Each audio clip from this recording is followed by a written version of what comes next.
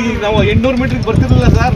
ನೀವಿಬ್ರು ಸೇರ್ಕೊಂಡೆ 800 metre sir. 1 kilometre 1.5 ಈಗ ಮಾಮ ಬನ್ನಿ ಮೇಡಮ್, ಜಿಲ್ಲಾಧಿಕಾರಿಗಳು ಮೇಡಮ್ ಅವ್ರಿಗೂ ಮನೆ ಕೊಟ್ಟಿದ್ದಾರೆ. ಎಸ್ ನಾನು ಕೊಟ್ಟಿದ್ದೀನಿ. ಒಂದು 10 ಡೇಸಲ್ಲಿ ಸರ್ವೆ ಮಾಡಿ ಇದ್ದೀರಲ್ಲ ಜಾಗದಲ್ಲಿದ್ದೀರ ಏನೋ ಹತ್ರ ರೆಡಿ ಮಾಡಿ ಅವರಿಗೆ 10 ದಿವಸ ಕೊಟ್ಟಿದ್ದೀನಿ. ಆಮೇಲೆ ಅವರು ಎಲ್ಲ ಸರಿ ಮಾಡಿ ಏನು ನಿರ್ದೇಶನ ಅದು ಪಾಲನೆ ಆಗುತ್ತೆ. ಯಾವುದೇ ಥರ ಆತಂಕ ಬೇಡ. 28 ಕೋಟಿ ದುಡ್ಡು ರೆಡಿ ಇದೆ. 10 ದಿವಸದಲ್ಲಿ DC ಅವರಿಗೆ ಈ ಥರ ಕೇಳಿದ್ದಾರೆ. ನಾವೇನು 69 ಜನ ಫಸ್ಟ್ 103 ಜನಕ್ಕೂ ಸಹ ದುಡ್ಡನ್ನು ಕೊಟ್ಟು ಕಾಮಗಾರಿ ಶುರು ಮಾಡಬೇಕು ಅಂತಕ್ಕಂಥದ್ದು ಹೇಳಿದ್ದೀವಿ. ಅದನ್ನು ಮಾಡ್ತಾರೆ. ಈ ಕಮಿಟ್ಮೆಂಟ್ ನೀವು ಬದ್ಧಾಗಿ 100% ನೀವು ದುಡ್ಡು ಕೊಡ್ದಲ್ಲ ಯಾವುದೇ ಕಾರಣಕ್ಕೆ ನಾವು ಹೇಳಲ್ಲ ಅಂತ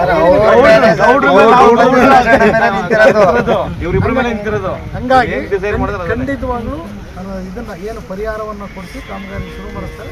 ನೀವು ಸಹಕಾರ ಕೊಡಿ, ಆದಷ್ಟು ಬೇಗ ಮಾಡ್ತಾರೆ. ಮತ್ತೆ ಅದನ್ನೇ ಮಾತಾಡೋದು ಬೇಡ. ಪರಿಹಾರ ಕೊಡದೇ ನಾವೇ ಹೇಳಿದೀವಿ ಅಲ್ಲಿ ಏನಂತ, ಯಾವುದೇ ಕಾರಣ ಕಾಮಗಾರಿ ಶುರು ಮಾಡೋದಕ್ಕೆ ಬಿಡಲ್ಲ, ಅದಕ್ಕೆ ನಾವೇ ಬಂದು ನಿಂತ್ಕೋತೀವಿ ಅಂತಲೂ ಸಹ ಹೇಳಿದೀವಿ. ಇದಕ್ಕೆ ನಮ್ದು ಒಪ್ಪಿಗೆ ಇದೆ. ಹೌದು, ನಾನು 28 ಕೋಟಿ ತರಿಸಿರೋ ನಾನು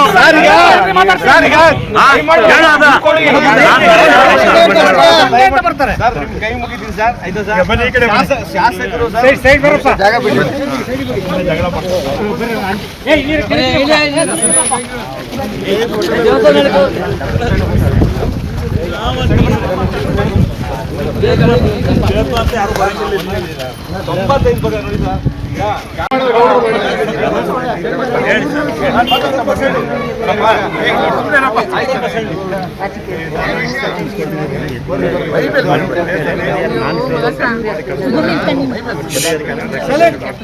ಬೇಗ ತೀರ್ಮಾನ ತಗೊಳ್ತೀವಿ. ಆದಷ್ಟು ಬೇಗ ನಿಮ್ಮನ್ನು ಪರಿಹಾರ ಕೊಡ್ತೀವಿ, ಜಾಗ ಕೊಡ್ತೀವಿ. ಒಂದು ಮಾತು ಹೇಳಿದ್ರು ಸರ್, ನನಗೆ ಅದು ಗೊತ್ತಿಗೆ ಇಲ್ಲ. ನೀವು ಕೆಲಸ ಬಿಡಿ ಅಂತ. ನಾವು ಮೇಡಮ್ ಹೇಳ್ತೀನಿ, ಆಲ್ರೆಡಿ 95% ಮುಗಿಸಿದ್ವಿ. 9% ನಾವು ಬಿಟ್ಟರೆ ಆಗಲ್ಲ. ಅದು ಸಾಹೇಬ್ರು ಹೇಳಿದ್ರು, ಅದನ್ನ ವಾದ ಮಾಡಿದೀವಿ. ದುಡ್ಡು ಕೊಡದಲ್ಲೇ ಕೆಲಸ ಮಾಡೋದಕ್ಕೆ ಬಿಡಲ್ಲ ಅಂತ ಹೇಳಿದ್ವಿ. ಸುಮ್ಕಿರಿ, ನೀವೆಲ್ಲ ಸರಿ ಆಯ್ತಲ್ಲ. ನಾವು ಹೇಳಿದೀನಿ, ನಿಮ್ಮ ದುಡ್ಡು ಕೊಡದಲ್ಲ ಒಂದು ಸ್ಥಾನಕ್ಕೆ ಹೇಳಿದೀನಿಲ್ಲ. ಹೇಳಿದೀವಿ ನಾವು. ಅದಕ್ಕೂ ಹೇಳಿದೀವಿ ಇಲ್ವಾ ನಾವು? ಆಯ್ತು, ಒಪ್ಪಿದ್ದೀವಿ ಸರ್.